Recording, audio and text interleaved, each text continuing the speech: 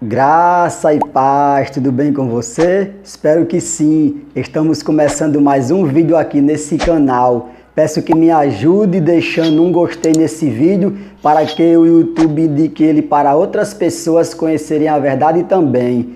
Deixe também o seu comentário, pois a sua participação é muito importante para nós aqui nesse canal. E se você ainda não é inscrito, peço que se inscreva e ative o sino das notificações para quando for postado um novo vídeo, o YouTube lhe notificar, pois o propósito desse canal é produzir conteúdos bíblicos com uma fidelidade às Escrituras para edificar a nossa vida. Amém?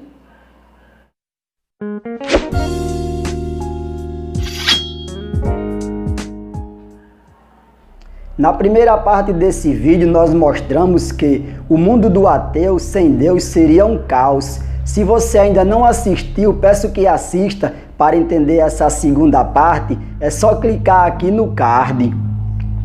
Hoje nós vamos mostrar os argumentos que provam que Deus existe, que existe uma condenação através da sua lei e uma salvação pela graça através de Jesus Cristo. Amém?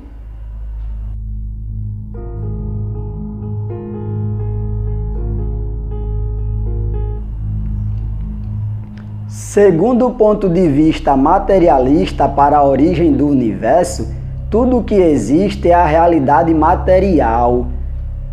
Não há nada atrás ou acima do universo, mas essa afirmação dada pela ciência não é científica, pois como a ciência pode dar respostas acerca de realidades que ela não pode observar e, consequentemente, estudar. Se a ciência quer conhecer um ser que transcende os fatos observáveis da natureza, ela precisa estudar o ser humano por dentro.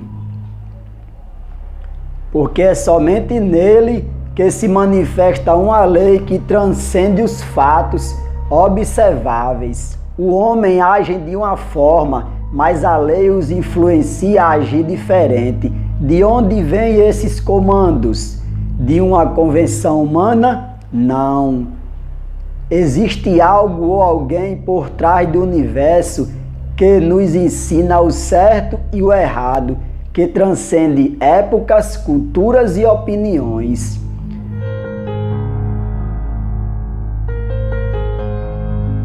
Se realmente Deus não existisse, não haveria a menor razão para praticamente todas as nações do mundo que conhecemos seguirem os valores universais de Deus. É verdade que existem diferenças entre as doutrinas morais dos diversos povos, mas elas nunca chegaram a constituir algo que se assemelha a uma diferença total. Por exemplo, qual país admira um militar que foge da guerra? Em qual país o ser humano se orgulha de trair uma pessoa que mais lhe fez bem? Em qual país a pessoa recebe uma medalha de honra por ser egoísta? Qual país é a favor do abandono de idosos e doentes? Qual país a pessoa recebe um elogio por estar mentindo? Quando todas as nações condenam esses atos, o ser humano assume implicitamente que acredita em valores morais absolutos. Esses valores não vêm de dentro do ser humano. Eles são muito nobres para sair de dentro do ser humano mau. Cabe aqui considerar a lei moral que se encontra impressa na mente dos homens, e mesmo quando eles a tentam negar, a qual faz parte da revelação geral de Deus, acessível aos homens, seja eles crentes ou incrédulos, ateus, agnósticos ou céticos, todos eles têm essa lei impressa na consciência.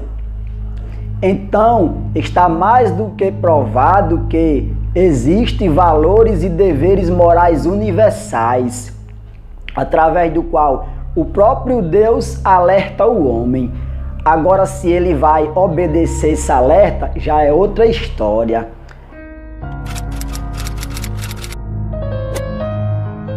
A grande maioria das pessoas tem um pensamento errôneo de que só vai ser condenado pela lei de Deus se cometerem um crime muito grave, como por exemplo, matar, roubar ou estrupar e etc.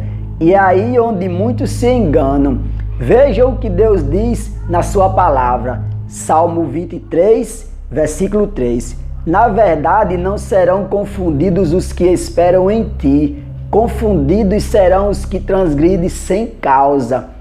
Ou seja, todos os descendentes de Adão já nasceram condenados à morte espiritual, alienado de Deus, sem precisar transgredir nenhuma lei moral ou social. Mesmo que o homem consiga cumprir por um dia toda a lei de Deus, que é impossível, ele continua sendo um condenado à morte espiritual, alienado de Deus, porque a lei não pode ser mudada, e sim cumprida. Ela dizia: se comerdes da árvore do conhecimento do bem e do mal, certamente morrerás. Mas junto com a condenação e com a expulsão do paraíso, Deus deixou uma promessa para o homem de que iria enviar o seu filho para pisar na cabeça de Satanás, destruir o império da morte e reconciliar mais uma vez o homem com Deus. Pela impossibilidade do homem se salvar sozinho, Deus proveu um plano de salvação. Desde antes da fundação do mundo, Jesus veio a esse mundo gerado pelo Espírito Santo, em forma humana, sentindo as mesmas emoções e desejos que um ser humano comum sente. Pois somente como ser humano ele teria as qualificações para redimir a raça humana do poder de Satanás.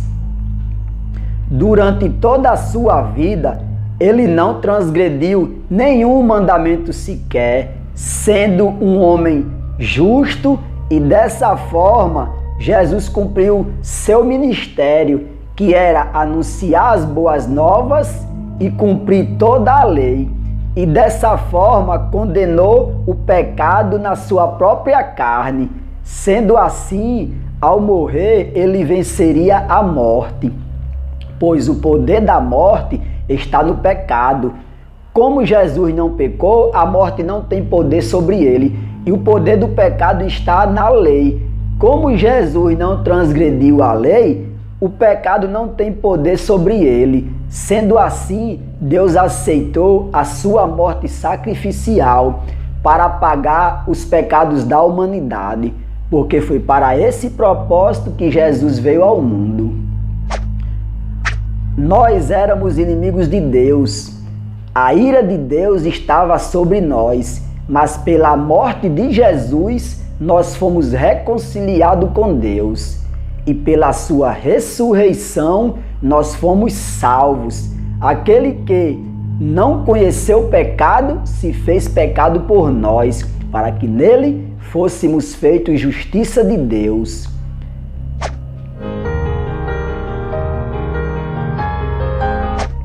Recebemos a salvação pela fé, não pelas obras que fazemos. Basta crer que tudo que a Bíblia fala sobre Jesus é verdade. Quando entendemos que existe um mal dentro de nós, nos deparamos com a nossa própria miséria, a nossa própria incapacidade de não conseguir cumprir nenhum mandamento divino. E por causa disso, somos acusados pela nossa consciência, que vamos ser condenados.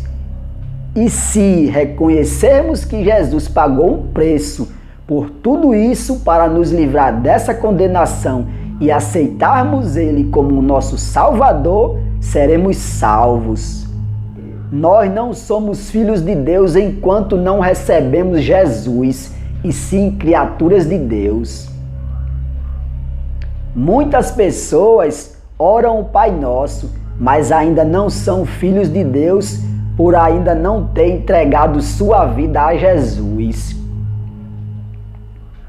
Nós entregamos a vida a Jesus quando cremos e a partir daí tomar uma decisão de fazer morrer a velha natureza pecaminosa que nos separa de Deus, mas fazer uma renovação do entendimento e tornar público essa decisão.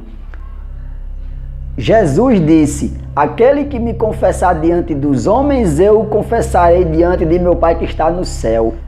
Quando mudamos de atitude e provamos para Deus que cremos em Jesus, nós não somos salvos pelas boas obras, mas as boas obras é uma consequência da salvação. Fiquem com Deus e até o próximo vídeo.